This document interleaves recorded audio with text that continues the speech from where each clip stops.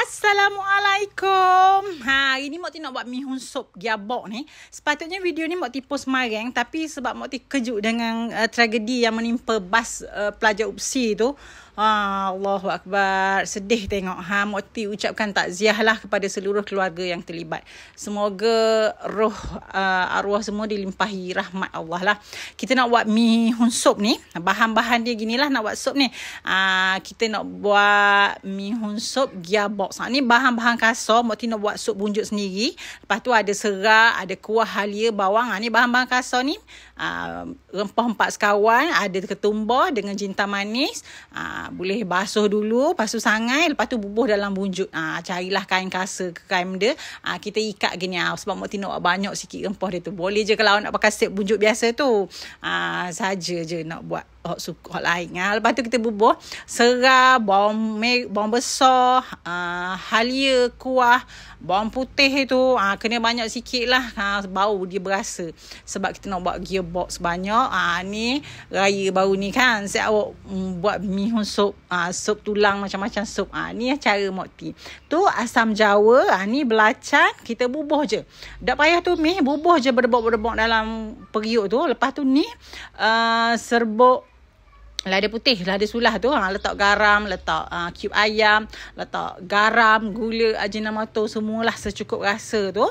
Bubuh awal-awal biar dia serak masuk dalam daging tu. Dia rasa sedap sikit. Rebuh.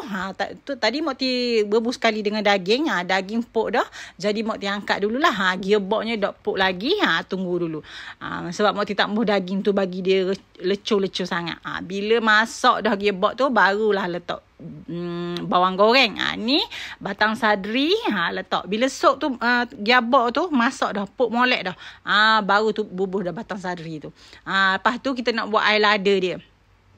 Air lada misuk ni, lada jagung, garam, gula, cuka.